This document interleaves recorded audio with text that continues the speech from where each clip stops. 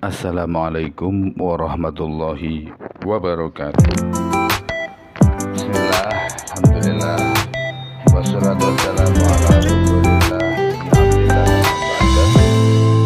Para netizen yang beriman, para pemirsa yang alhamdulillah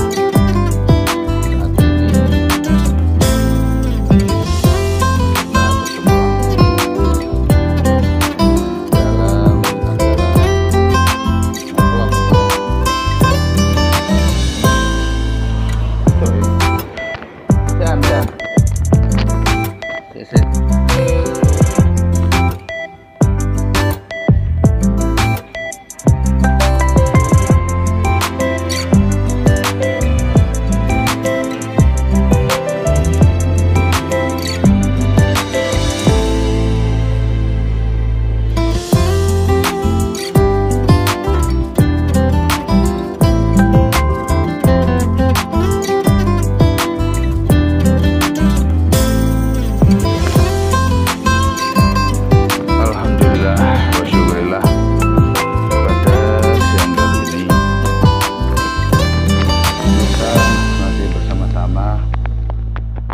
acara yang insya Allah barokah ini dengan penuh keimanan dan ketakwaan. Allahumma amin. Oke. Seperti biasanya, maklum siang-siang begini menjelang istirahat ya, kita omong-omong barangkali bermanfaat, barangkali bisa menambah wawasan atau sedikit ada solusi untuk kita semua.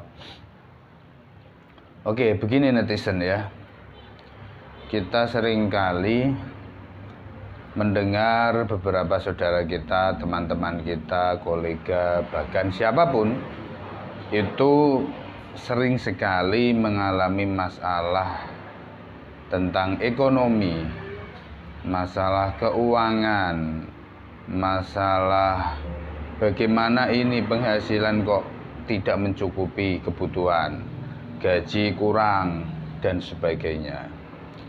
Lalu sekarang kita bahas solusinya, bagaimana agar selalu cukup, kan gitu. Bagaimana kita mengelolanya agar rezeki yang kita terima dari Allah, rezeki apapun itu selalu cukup dan selalu pas, selalu tepat guna, tepat fungsi dan tepat waktu. Nah, begini, ada beberapa tips yang bisa kita lakukan agar kita selalu cukup terus, keuangan kita cukup, penghasilan kita cukup, gaji cukup, hasil usaha kita juga cukup. Yang pertama adalah jangan terlalu banyak keinginan. Ingat-ingat ya, jangan terlalu banyak keinginan. Kenapa? Karena kalau terlalu banyak keinginan, ya mau berapapun gak akan cukup.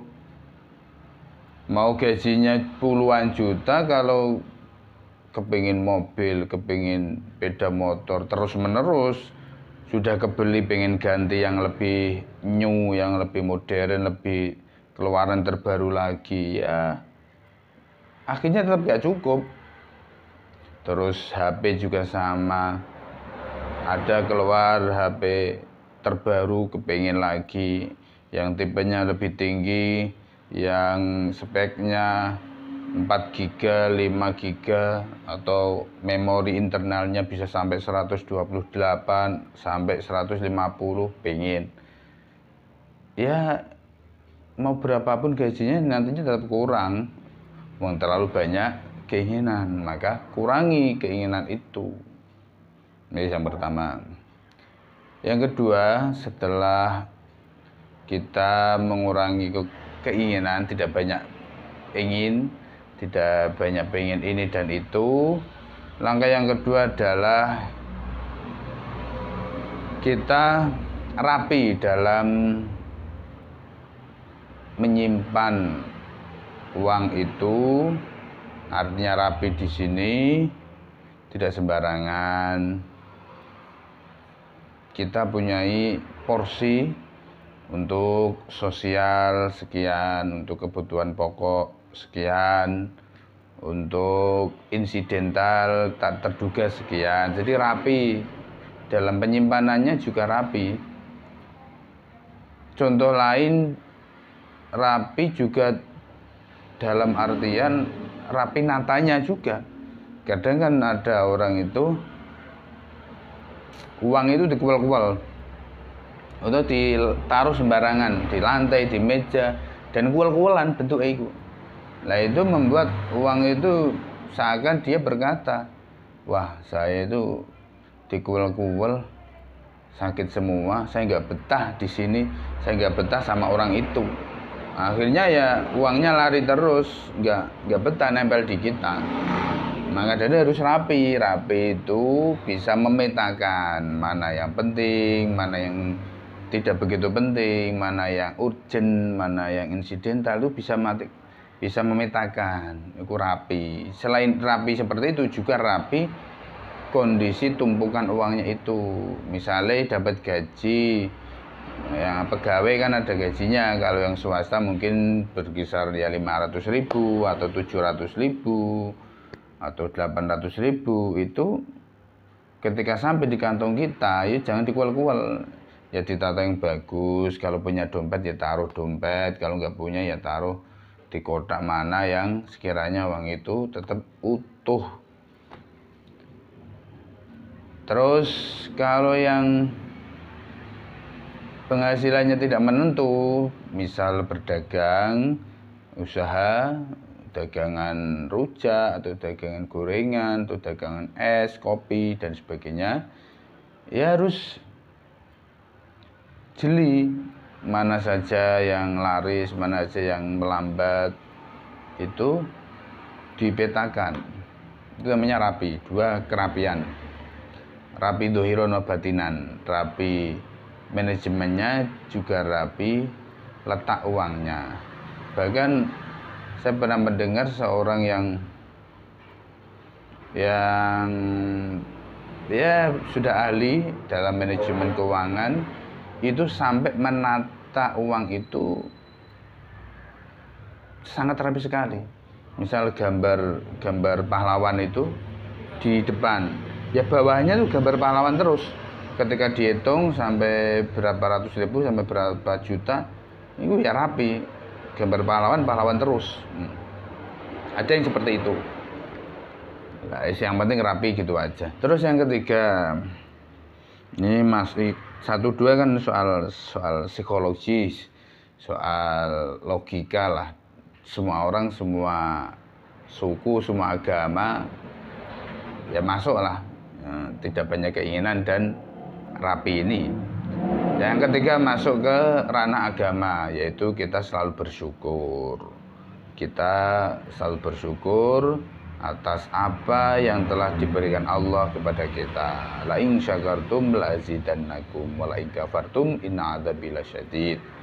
Yaitu setiap yang kita terima dari Allah, apapun itu, baik uang, hasil dagangan, hasil toko, hasil warung, hasil gaji, atau apapun lah, atau makanan dari orang lain, bancaan, berkat, itu ketika kita menerima itu, ingatlah ini yang ngasih Allah Subhanahu wa Ta'ala. Setelah kita ingat seperti itu, kita langsung mengatakan alhamdulillahirabbil alamin. Terima kasih ya Allah atas rezekimu.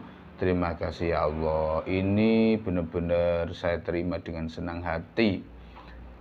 Saya terima dengan ketulusan hati. Baik, insya Allah saya akan gunakan rezeki ini sebaik-baiknya ya Allah. Gitu. Yang pertama, yang ketiga. Jadi selalu bersyukur. Dengan bersyukur itu kita jadi nggak merasa kurang. Ya cukup terus yang bersyukur kok. La in syakartum lazidannakum, bakal ditambahi sama Allah kok. Wis, yang ketiga. Yang keempat adalah kita berbagi, atau ini juga masuk ke ranah agama, yaitu sedekah, infak atau jariyah. Nah, perlu dipahami bahwa infak sedekah jariyah itu tidak menggunakan rumus matematika atau tidak menggunakan rumus penggandaan uang seperti ya beberapa tahun silam banyak motivator yang menganalogikan sedekah itu sebagai penggandaan uang. Kamu berani sedekah berapa juta? Kamu berani sedekah sepeda motor, nanti sore akan datang mobil. Kamu berani sedekah Avanza, nanti malam akan datang Alphard. Sekali lagi, sedekah itu bukan penggandaan uang di dunia, ya, bukan penggandaan uang, tapi sedekah itu sebagai iktikad kita berbagi pada orang lain, berbagi pada sesama, berbagi mengeluarkan sebagian yang kita miliki, baik untuk sosial maupun untuk fisabilillah. Dan jangan mengharap kembalian. Emangnya dagangan, kalau kita sedekah 1.000 rupiah, pengennya dibalas langsung sama Allah 10 kali lipat menjadi berapa berarti? 10.000. Terus kita tunggu sampai sore, ya Allah saya tadi sedekah 1.000 kok sampai sore belum datang 10.000. Ya nggak begitu. Sekali lagi, bukan penggandaan uang. Kalau kita sedekah saja, wis hilang. Artinya hilang itu sudah, nggak usah dipikir. Nah, makanya dalam konsep sedekah itu kita tidak dipatok berapa-berapanya, itu tidak. Ya tergantung kemampuan kita. Zakat saja yang wajib, yang rukun Islam itu aja nggak banyak kok, 2,5%. Berarti kan sedikit sekali. Orang mempunyai uang 100 juta, zakatnya hanya 2.500.000, kan sedikit, masih 97.500 juta. Tuh. Jadinya yang keempat ini ya harus kita lakukan sedekah ini agar kita cukup terus. Artinya cukup itu ada kekuatan agama, religion, ada barokahnya dari rezeki kita yang telah kita sedekahkan, itu ada barokahnya sehingga menjadikan kita cukup, dan insyaallah ditambahi sama Allah Subhanahu wa taala. Yang keempat. Yang kelima itu tidak menyakiti orang lain. Kayaknya yang terakhir aja ya, jangan banyak-banyak, 5. Yang kelima ini agar kita cukup adalah jangan menyakiti orang lain. Menyakiti itu bagaimana? Dalam hal keuangan, menyakiti itu satu, utang tidak bayar, itu menyakiti, itu akan menghambat rezekimu, akan mempersulit rezekimu, dan akan menambah derita kekuranganmu, kapok. Ya, jadi kalau utang bayar. Kalau kok utang tidak bayar berarti menyakiti orang lain, nggak masuk. Pantas nggak cukup karena menyakiti orang lain. Karena yang syarat yang kelima itu agar kita selalu cukup adalah tidak menyakiti orang lain. Dijaga perasaan orang lain, dijaga keuangan orang lain. Artinya kalau kita pinjam barang, ya kembalikan. Pinjam karpet, kembalikan. Pinjam piring, kembalikan. Pinjam kursi, kembalikan. Itu hak orang lain. Apalagi pinjam uang atau utang, itu harus dikembalikan. Kalau nggak dikembalikan, sekali lagi akan mempersulit rezekimu. Atau menyakiti orang lain itu juga seperti ini. Selain utang nggak bayar, kita sering menyepelekan orang lain, mengambil barang orang lain yang seolah-olah nggak berguna. Ini nggak kanggo wae balik. Nah, ini nggak nggak dipakai, tak pakainya, padahal itu masih dipakai, itu juga menyakiti orang lain. Misalnya kita bermain ke rumah saudara kita, ke tetangga kita atau apa, melihat di situ ada roti, misalnya ada roti enak, tapi kok letaknya di teras, ini paling sudah nggak habis, ini paling sudah nggak doyan, tak ambillah, lumayan enak, tanpa ngomong, tanpa izin, itu juga menyebabkan rezeki seret. Ya, jangan seperti itu, apalagi mencuri. Nah, jelas-jelas yang gosip saja tadi dosa, apalagi jelas-jelas mencuri apapun, mencuri HP, mencuri uang, mencuri kulkas, mencuri TV, mencuri apapun lah, tambah mempersulit rezeki. Jadi jangan menyakiti orang lain. 5 resep agar kita selalu cukup rezekinya. Cukup itu apa? Kita tidak kekurangan, tidak utang sana sini, tidak gali lubang tutup lubang, gali lubang tutup lubang, tidak, akan tapi selalu cukup. Ulangi ya, 1, apa tadi? Tidak banyak keinginan. 2, rapi dalam pengelolaan uang, pemasukan pengeluaran. 3, selalu bersyukur. 4, sedekah, infak jariah. 5, tidak menyakiti orang lain. Itulah resep. Resep itu kalau kamu mau coba, ya silakan. Nanti hasilnya ya dinikmati sendiri. Kalau kok tidak mau mencoba, ya terserah. Wong ini hanya resep. Cukup sekian ya, yang bisa saya sampaikan. Semoga bermanfaat. Selamat istirahat, selamat tidur siang, atau yang mungkin masih bekerja, ya selamat bekerja kembali. Cukup sekian dari saya. Semoga bermanfaat dan barokah hidup kita semua. Amin, Allahumma amin. Walafu minkum. Assalamualaikum warahmatullahi wabarakatuh. Dadah, wis.